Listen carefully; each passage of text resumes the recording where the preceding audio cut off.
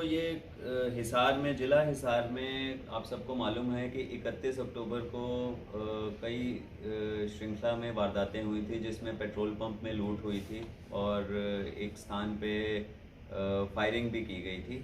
तो उस संबंध में जो है वो ज़िला हिसार पुलिस की को सफलता मिली है।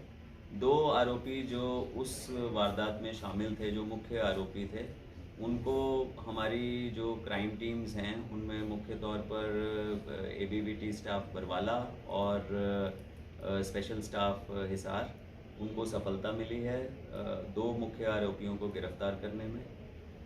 इन्हीं में से ये जो 2 आरोपी हैं वो रिलायंस पेट्रोल पंप पे जो 19/10 को लूट हुई थी उसमें भी शामिल थे और इनका एक अन्य तीसरा साथी जो है वो भी उस वारदात में गिरफ्तार हुआ है। तो अभी तक जो इनकी पूछताछ से पता चला है, जो मुख्य आरोपी गिरफ्तार किए गए हैं, एक है इनमें वीरेंद्र उर्फ भोपा निवासी ठसका। ये 25,000 रुपये का इनामी राजस्थान पुलिस का भी है और इसने कई वारदातें पंजाब, राजस्थान और हरियाणा में भी, हिसार के अलावा हमारे पड़ोसी ज़िले फतेहाबाद आदि में भी काफ़ी गंभीर अपराध जो लूट, डकैती, हत्या का अटेम्प्ट जो है, ये सारे जो वारदातें हैं इनको अंजाम दिया हुआ है। इसका अन्य साथी जो गिरफ्तार हुआ है वो है अमरदास उर्फ अमरू निवासी दौलतपुर। ये भी उस दिन वारदात में शामिल था और इसको भी हमारी टीम ने गिरफ्तार करने में सफलता हासिल की है। अन्य जो एक व्यक्ति है वो है काकड़ोद निवासी विजेंद्र। ये उस दिन वाली घटना में जो पेट्रोल पंप पे लगातार घटना 31/10 को हुई थी उसमें शामिल नहीं था, पर ये 19/10 को जो रिलायंस पेट्रोल पंप पे लूट हुई थी उसमें ये शामिल था। तो कुल मिला के इन गिरफ्तारियों से जितनी भी हमारी जो घटनाएं 31/10 को 3 पेट्रोल पंप्स पे लूट की और उसके बाद जो फायरिंग जो हुई थी डोभी गांव में, वो वारदातें हमारी खुली हैं।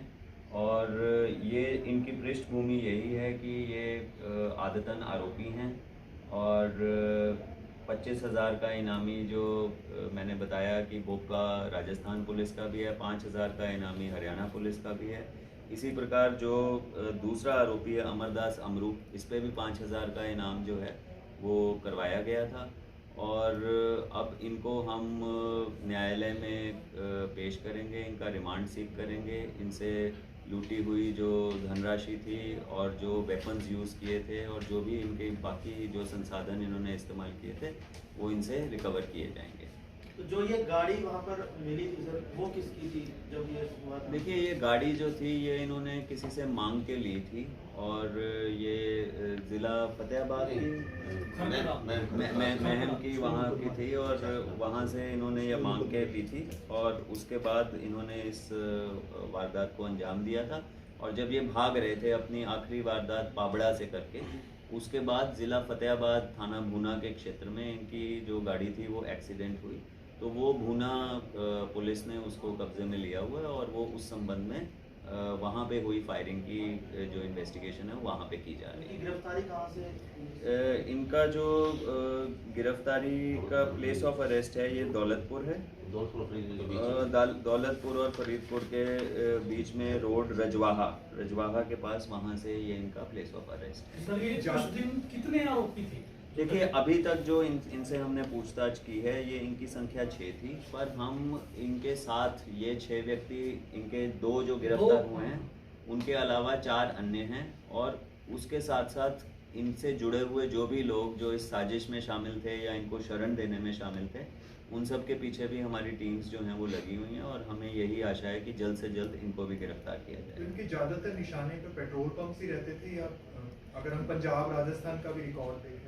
जी, इनका मेन जो मोडस ऑपरेंडी है वो यही है कि हमला करके 2 मुख्य मोडस ऑपरेंडी हैं। एक तो कैश को लूटना, जो भी इनके निशाने पे रहते थे जहाँ पे भी कैश उपलब्ध रहे, जिनमें पेट्रोल पंप मुख्य हैं, और दूसरा इनकी आपस में जो रंजिश है, जैसे डोभी गांव में भी जो हुआ, वो केवल दहशत फैलाना था और गोली चला के लोगों में भय का माहौल पैदा करना था।